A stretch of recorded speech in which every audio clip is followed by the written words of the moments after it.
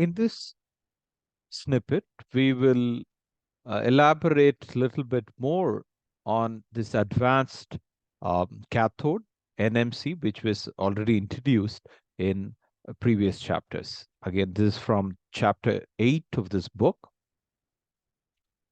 So NMC has a very complex structure. Perhaps the best way to get a feel for its structure is by thinking of it as a mixture of three compounds. One is LCA, LCO, this is lithium cobalt oxide, LMO, lithium manganese oxide, and lithium nickel oxide. Okay, so this was a schematic which we had already discussed in a previous snippet. This is from this very good paper. So the best way to think about NMC is just as a mixture of three oxides, LCO, LMO, and LNO. So why are these things important? As I said, that there are a few important criteria. First, the binding of lithium to the host has to be exothermic for a battery, so that the chemical energy gets converted to electrical work. And the lithium movement inside the material should be facile. It should be easy. So either this is made possible by having a layered compounds. Okay, there are a lot of spaces available, either as in between the layers or in some channels, which makes possible lithium to get in during the discharge of a battery. And the other feature that you want the battery to be rechargeable many cycles, imposes another constraint. When the lithium is removed during the recharging process, the structure should not collapse. So for making this reversibility possible, the material has to have certain features. So typically, when you add more materials in a thoughtful manner, substantiated by experiment, the material can be optimized. This is a general feature.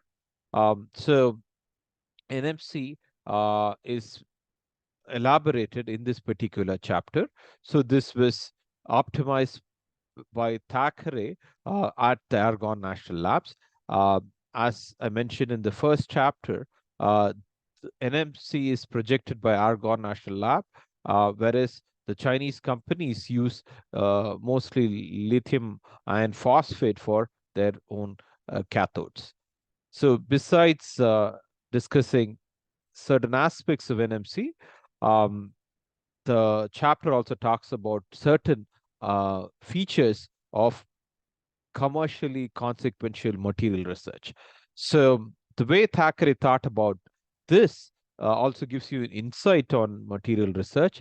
So this was when during his own research on NMO, this material was considered as an impurity. Okay, so it was because it was electrochemically not active, even though it contained lithium, manganese, and oxygen. However, this material, which is electrochemically inactive, can act as a scaffold. Okay, so it is a good support material for NMC. So NMC is better stabilized when mixed with this material. That is the way this chapter elaborates.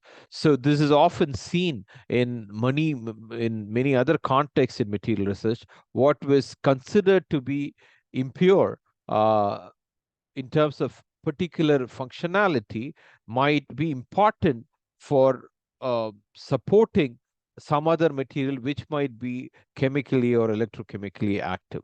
For example, if you look at important catalyst, the catalyst might have 7 different components. Okay, if you take, let's say, methanol to formaldehyde heterogeneous catalyst, it may have 7 different components, out of which, let's say, 5 might be playing a role in catalysis, but 2 others might be playing a role in improving the stability of those components that are catalytic catalytically active.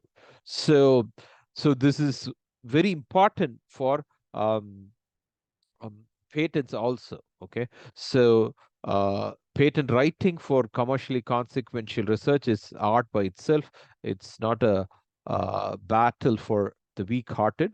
So these kinds of issues are also discussed in this chapter. For example, when Thackeray goes for a conference, um, um, he hears research presented by a group from New Zealand, so which appears close to the kind of research he's been doing at Argonne National Lab. So he makes a call from, I think the conference is in Italy or Europe, where Italy, I suppose, where Alexander Volta made his original um, contribution, which was very important in batteries. Um, so he makes a call to another scientist, Chris Johnson, in Argonne National Lab, to do some more experiment and file a provisional patent. Provisional patent is something where even if all the experiments have not been done, if you have some ideas and you've done some preliminary work and you think the rest of the work can be proved within a year, you go on and file a provisional patent. So he made this call from Italy and to Argonne National Lab so that they can hasten some experiments and file a provisional patent. So conference call gets a new meaning in this context. So these kinds of interesting details on how commercially consequential material research is also brought out in this book and in this chapter specifically. In the next chapter, um, we will look at another important researcher in contemporary lithium-ion battery research. He is also currently at Argonne National Lab. That will be the topic of the next snippet. Thank you.